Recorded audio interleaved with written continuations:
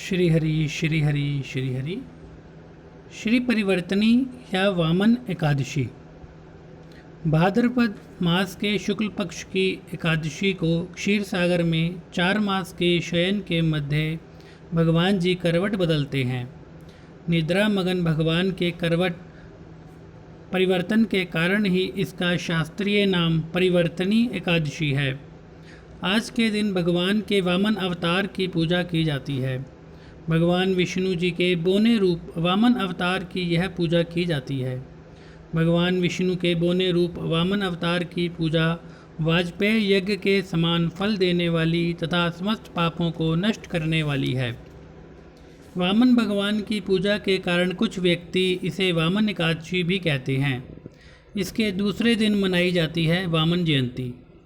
धर्मराज युधिष्ठिर ने कहा, हे माधव, भाद्रपद मास के शुक्ल पक्ष की एकादशी का नाम विधि विधान तथा महात्म्य विस्तार पूर्वक जानने की मेरी अभिलाषा है।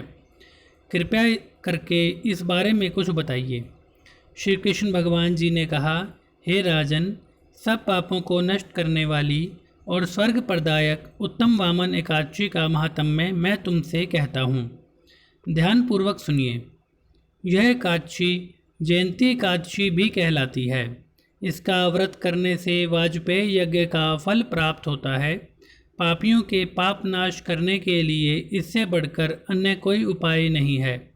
जो मनुष्य इस एकादशी के दिन मेरे वामन रूप की पूजा करता है, वह तीनों लोकों की पूजा कर लेता है। मोक्ष की इच्छा रखने वाले मनुष्य इस व्रत को अवश्य करें। जो कमल नयन भगवान का कमल से पूजन करते हैं, वह अवश्य भगवान के समीप जाते हैं।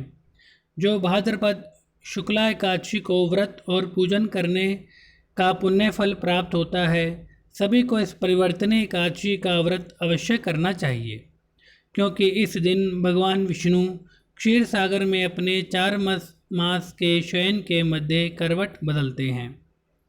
भगवान के ये 4 वचन सुनकर युधिष्ठिर जी बोले, हे भगवान, मुझे अति जिज्ञासा हो रही है कि संपूर्ण सृष्टि का संचालन करते हुए आप किस प्रकार सोते और करवट लेते हैं।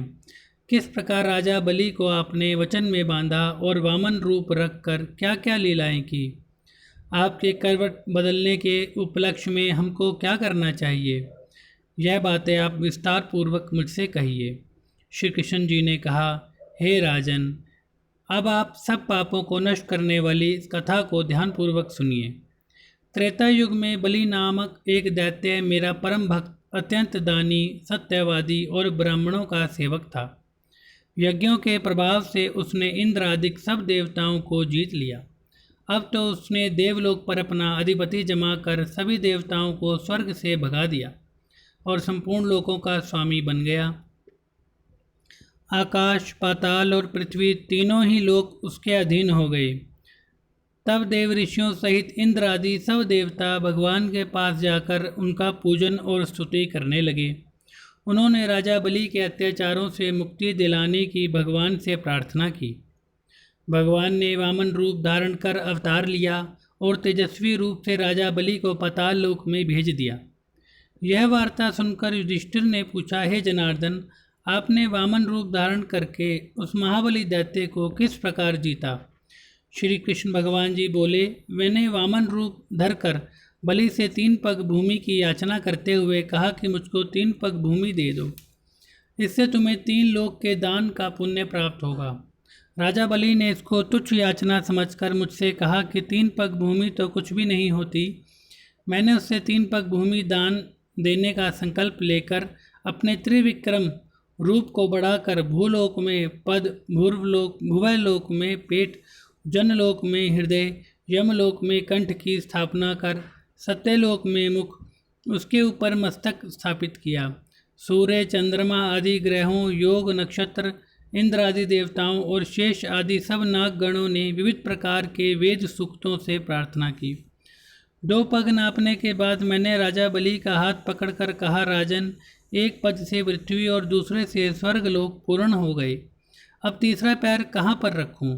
तब बलि ने अपना सिर झुका लिया और मैंने अपने पैर उसके मस्तक पर रख दिया। इससे मेरा वह भक्त पाताल को चला गया। उसकी विनती और नम्रता को देखकर मैंने कहा, हे बलि, मैं सदैव तुम्हारे निकट ही रहूँगा। विरोचन के पुत्र बलि के कहने पर वहाँ पर भाद्रपद शुक्ला परिवर्तनी एकादशी के दिन बलि के आश्रम पर मेरी मूर्ति स्थापित हुई और दूसरी क्षीर सागर में शेषनाग की पीठ पर हुई। कथा सुनने के पश्चात भगवान श्री कृष्ण ने कहा, हे युधिष्ठिर, इस एकादशी को भगवान शयन करते हुए करवट लेते हैं, इसलिए त्रिलोकी के नाथ विष्णु भगवान का आज विशेष पूजन किया जाता है। उनके निमित्त तांबा, चांदी, चावल और दही का दान उचित है। रात्रि को जागरण अवश्य करना चाहिए। जो इस प्रकार व्रत करते हैं उनका चंद्रमा के समान निर्मल यश संसार में फैलता है।